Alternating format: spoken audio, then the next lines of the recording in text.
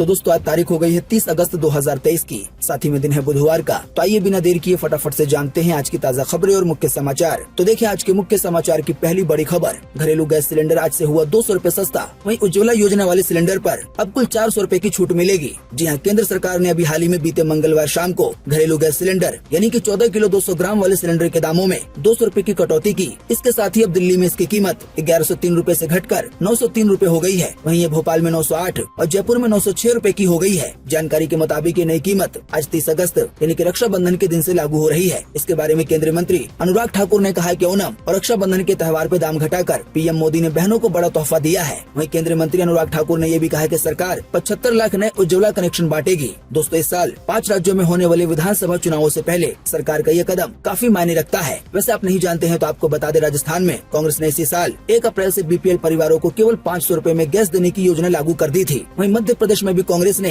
केवल 500 रूपए में गैस सिलेंडर देने का वादा किया है। आपको बता दें, इन दोनों ही राज्यों में विधानसभा चुनाव नवंबर से दिसंबर के बीच है। ऐसे में मोदी सरकार के भी इस फैसले को चुनावों से जोड़ के देखा जा रहा है, क्योंकि आने वाले दिनों में 5 राज्यों में विधानसभा चुनाव होने वाले हैं और जल्द ही विधानसभा चुनाव भी होने वाले हैं। तो ऐसे में कई लोगों का ये मानना है कि चुनावों को देखते हुए ऐसा किया गया है। बाकी आप इसी वीडियो के नीचे कमेंट बॉक्स में कमेंट करके बताएं कि मोदी सरकार का ये फैसला कि चुनाव को देखकर लिया गया है, और साथ ही में बताएं जो 200 रूपए की कटौती की गई है सिलेंडर पर, तो इससे आम जनता को फायदा हो गया नहीं। वहीं आपको बता दें, जो ग्राहक उज्ज्वला योजना वाले हैं तो उनको पहले से ही 200 रूपए की सब्सिडी मिल रही है। तो ऐसे में अब उन लोगों को घरेलू गैस सिलेंडर पर 400 रूपए की रियायत मिल जाएगी। जैसे कि राजधानी दिल्ली में पुराने दाम के मुताबिक घरेलू गैस सिलेंडर लेने के लिए 1103 रूपए देना पड़ता था, लेकिन अब उज्ज्वला योजना वालों को केवल 703 रूपए देना होगा। वहीं बाकी ग्राहकों को जो उज्ज्वला योजना से जुड़े हुए नहीं है तो उनको 903 रूपए देने होंगे। ऐसे ही मुंबई में घरेलू गैस सिलेंडर अभी तक 1102 रूपए 50 पैसे का मिल रहा था, लेकिन अब मुंबई में ये 902 रूपए 50 पैसे का मिलेगा। लेकिन उज्ज्वला योजना वालों को ये 702 रूपए 50 पैसे का मिलेगा। बाकी आप अपनी स्क्रीन पर देश के मेन शहरों के ताज़ा भाव देख सकते हैं घरेलू गैस सिलेंडर के, जो कि 200 रूपए की कटौती के बाद के हैं। इसके अलावा भी जो देश में राज्य हैं या शहर हैं, तो वहाँ पर भी जो भी घरेलू गैस सिलेंडर का दाम चल रहा था, तो अब उसमें 200 रूपए की कटौती होगी। अब जापान का स्लिम लैंडर चंद्रमा पे उतरेगा। खराब मौसम की वजह से 2 बार टला मिशन। जी हाँ, जापान ने स्लिम लैंडर के मून मिशन की लॉन्चिंग एक बार फिर से टाल दी है। इसकी लॉन्चिंग डेट पहले 26 अगस्त थी, लेकिन इसे बढ़ा के 28 अगस्त किया गया। लेकिन खराब मौसम की वजह से 28 अगस्त को भी ये मिशन टालना पड़ा, यानी कि इसकी लॉन्चिंग फिलहाल ताज़ा जानकारी के मुताबिक नई तारीख का ऐलान नहीं किया गया है। दोस्तों आपको बता दें, भारत के चंद्रयान 3 की कामयाबी के बाद अब जापान के स्लिम लैंडर पे दुनिया की नजरें हैं। कहा जा रहा है कि अब तक के तमाम मून मिशन में लैंडिंग के लिहाज से ये सबसे एडवांस तकनीक से लैस है। एडवांस तकनीक की वजह से जिस जगह पे उसे उतरना है तो ये ठीक वहीं पे लैंड करेगा। आसान शब्दों में कहें तो आने वाले दिनों में जापान भी कई तरह के कमाल कर सकता है। वहीं बताया गया है जापान का लैंडर भी चंद्रमा के साउथ पोल पे उतरेगा। जैसा कि आप जानते हैं, अपने देश ने चंद्रमा के साउथ पोल पे उतरकर पूरी दुनिया में इतिहास रच दिया है। यानी कि हमसे पहले अभी तक चंद्रमा के साउथ पोल पे कोई भी नहीं उतरा था, और अब जापान भी अपने चंद्र मिशन के लैंडर को वहीं पे उतारेगा। चंद्रयान 3 मिशन को लेकर देखें ये बड़ी खबर कि प्रज्ञान रोवर ने चांद पे सल्फर होने की पुष्टि की। ऑक्सीजन समेत 8 एलिमेंट्स मिले। हाइड्रोजन की खोज है जारी। जी हाँ, चंद्रयान 3 ने चांद पर पहुंचने के 5वें दिन यानी कि अभी हाल ही में बीते 28 अगस्त को दूसरा ऑब्जर्वेशन भेजा। इसके मुताबिक चांद के साउथ पोल पर सल्फर की मौजूदगी का पता चला है। इसके अलावा चांद की सतह पर aluminium, calcium, iron, chromium, titanium की भी मौजूदगी का पता चला है। इसरो के मुताबिक चंद्रमा की सरफेस पर मैग्नीज, सिलिकॉन और ऑक्सीजन भी मौजूद है, जबकि हाइड्रोजन की खोज जारी है। कुल मिलाकर आसान शब्दों में कहें तो चंद्रयान 3 मिशन की वजह से हमें चांद के बारे में कुछ ऐसी बातें पता चल रही है जिनसे अभी तक इंसानी दुनिया बेखबर थी। तो ये अपने आप में ही कमाल की बात है और देश के लिए गर्व की बात। तो इस गर्व के लिए इस वीडियो को एक लाइक करना तो बनता है। देखिए अगली खबर, आसमान में आज दिखेगा सुपर ब्लू मून। ये मौका है बड़ा ही खास। आइए बताएं कि आज नीला हो जाएगा चांद। कई लोगों के मनों में है ये सवाल। जी हाँ, 30 अगस्त यानी आज चांद बेहद ही खास होगा। आज फुल मून, सुपर मून और ब्लू मून तीनों एक साथ पड़ रहे हैं। इस खगोलीय घटना को सुपर ब्लू मून कहा जाता है। सबसे पहले आप नहीं जानते हैं तो आपको बता दें, सुपर मून उस समय होता है जिस समय चंद्रमा पृथ्वी के चक्कर लगाते हुए पृथ्वी के बहुत ज्यादा करीब आ जाती है, या कह लें सबसे ज्यादा करीब। तो उस समय चांद आम दिनों के मुकाबले में पृथ्वी से देखने पर 14% ज्यादा बड़ा दिखाई देता है और 30% ज्यादा चमकदार। हालांकि ऐसा नहीं है कि चांद ज्यादा चमकदार हो जाता है या बड़ा हो जाता है। असल में होता यह है कि जब ये धरती के काफी ज्यादा करीब आ जाता है तो धरती से देखने पर आम दिनों के मुकाबले में चांद 14% बड़ा दिखाई देता है और 30% चमकदार। तो आज कुछ ऐसा ही होने वाला है। दोस्तों आपको बता दें, ऐसी खगोलीय घटना 2-3 साल में एक बार होती है। वैसे तो आज के दिन को सुपर ब्लू मून कहा जाता है, लेकिन आपको बता दें कि चांद नीला नहीं होता है, बस ये आम दिनों के मुकाबले में चमकदार दिखाई देता है। तो आज आप ये नजारा देख सकते हैं। अगले 100 सालों तक 1 अरब लोगों की होगी असमय मौत। वैज्ञानिकों ने दी है चौंकाने वाली रिपोर्ट। जी अगर वैश्विक ताप वृद्धि 2 डिग्री सेल्सियस तक पहुँच जाती है तो मानव गतिविधियों के कारण होने वाले जलवायु परिवर्तन अगली सदी तक करीब 1 अरब लोगों की समय पूर्व मौत का कारण बन सकता है। आसान शब्दों में कहें तो ये बताया गया है कि अगर पूरी दुनिया का तापमान 2 डिग्री सेल्सियस तक बढ़ जाता है तो जाहिर बात है इसकी वजह से दुनिया भर में कई तरह के बदलाव होंगे, जिसकी वजह से अगले 100 सालों के दौरान 1 अरब लोगों की मौत समय से पहले हो जाएगी। दोस्तों आपको बता दें जलवायु में काफी तेजी से परिवर्तन आ रहा है। बात यह है कि इंसान दुनिया के कई जगहों पर जंगलों को खत्म कर रहा है, वहाँ पे फैक्ट्रियाँ बना रहा है, घर बना रहा है। इसी की वजह से पूरी दुनिया का जो तापमान है वो बढ़ रहा है। ऐसा अनुमान है आने वाले दिनों में पूरी दुनिया का तापमान 2 डिग्री तक बढ़ सकता है। और अगर सच में ऐसा हो जाता है तो वैज्ञानिकों की रिपोर्ट के मुताबिक आने वाले 100 सालों के दौरान 1 अरब लोगों की मौत असमय तरीके से होगी। देखिए अगली खबर, 19 सितंबर को जियो लॉन्च करेगा जियो एयर फाइबर। आइए बताएं इसकी अधिक जानकारी। जी हाँ, रिलायंस जियो आने वाले 19 सितंबर को गणेश चतुर्थी के दिन एयर फाइबर लॉन्च करेगा। इसकी घोषणा रिलायंस के चेयरमैन मुकेश अंबानी ने बीते दिन 46वीं एनुअल जनरल मीटिंग में की है। आपको बता दें इससे पहले पिछले साल जियो कंपनी द्वारा जियो फाइबर पेश किया गया था। अब ऐसे में सवाल उठ सकता है कि इन दोनों डिवाइस में आखिर अंतर क्या है, यानी कि जियो फाइबर है और एक जियो एयर फाइबर है। तो दोस्तों आपको बता दें जियो फाइबर ऑप्टिक वायर टेक्नोलॉजी पे बेस्ड होते हैं, यानी कि तार के जरिए चलते हैं। इसके जरिए इंटरनेट प्रोवाइड करने के लिए कंपनी घर या ऑफिस में एक राउटर को इंस्टॉल किया जाता है और उसको तार से कनेक्ट किया जाता है। लेकिन वही जियो एयर फाइबर वायरलेस होगा। आसान शब्दों में कहें तो जियो एयर फाइबर के जरिए जो ब्रॉडबैंड इंटरनेट की सर्विस है वो दी जाएगी, वो भी वायरलेस तरीके से। इसमें तार वगैरह की जरूरत नहीं पड़ेगी। दोस्तों आपको बता दें अक्सर घर या ऑफिस या दुकान वगैरह में जो इंटरनेट की जरूरत होती है उसके लिए ब्रॉडबैंड की सर्विस ली जाती है। घर में एक राउटर लगाया जाता है और उसे तार से कनेक्ट किया जाता है। लेकिन जियो एयर फाइबर काम वही करेगा, लेकिन ये वायरलेस होगा। इसमें तार लगाने की जरूरत नहीं होगी। देखिए अगली खबर,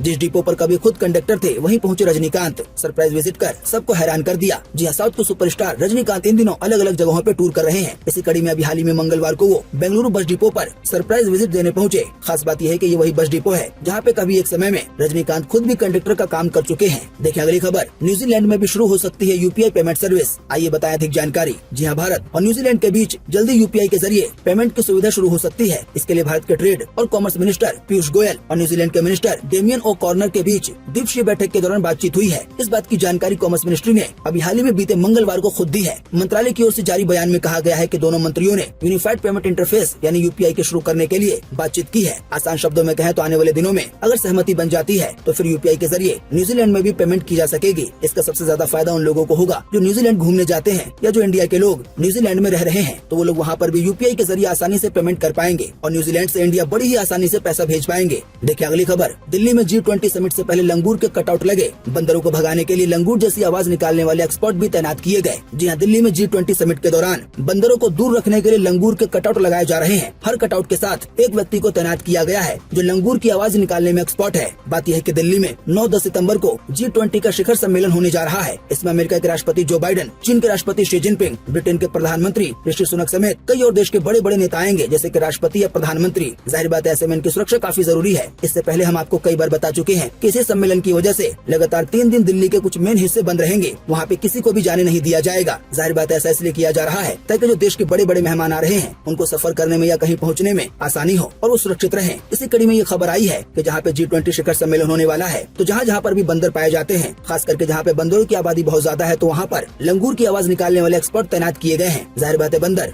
लंगूर से डरते हैं, इसी की वजह से वो लंगूर की आवाज सुनने के बाद पास में नहीं आएंगे और बंदरों की समस्या सॉल्व हो जाएगी। देखिए अगली खबर, 5 साल बाद मुंबई में पहुंचे लालू प्रसाद यादव। पटना में बोले नरेंद्र मोदी की गर्दन पे चढ़ने जा रहे हैं। गठबंधन की बैठक में हुए हैं शामिल। जी हाँ, लालू प्रसाद यादव अभी हाल ही में बीते मंगलवार को INDI की बैठक में शामिल होने के लिए तेजस्वी यादव के साथ मुंबई पहुंचे। लालू और तेजस्वी को एयरपोर्ट पर रिसीव करने के लिए उद्धव ठाकरे और उनके बेटे आदित्य ठाकरे आए। वहीं एयरपोर्ट में तेजस्वी यादव ने कहा INDI के दबाव में आकर केंद्र सरकार ने LPG सिलेंडर के दाम घटाए हैं। दोस्तों आपको बता दें यहाँ पर इंडिया की बात नहीं हो रही है, बल्कि जो बीजेपी की कई सारी खिलाफ पार्टियां हैं उन लोगों ने मिलकर आपस में गठबंधन बनाया है और उस गठबंधन का नाम INDI रखा गया है। इसे सीधे पढ़ने पर ये इंडिया ही लगता है, लेकिन असल में ये गठबंधन पार्टी का नाम है। गठबंधन का कहना है कि इसी गठबंधन के दबाव में आकर केंद्र सरकार ने अभी हाल ही में गैस सिलेंडर के दामों को कम किया है। दोस्तों आपको बता दें इस गठबंधन में देश की लगभग सभी मेन पार्टियां शामिल हैं, चाहे वो बिहार की पार्टी हो यानी कि लालू यादव की पार्टी, या अखिलेश यादव की पार्टी हो, या ममता बनर्जी की पार्टी, या आम आदमी पार्टी। ये सभी मिलकर आने वाले लोकसभा चुनाव में बीजेपी को हराना चाहते हैं। इसी की वजह से साथ आ गए हैं। वहीं आपको बता दें भाषण के दौरान लालू यादव ने यहाँ तक कह दिया कि हम नरेंद्र मोदी की गर्दन पे चढ़ने जा रहे हैं।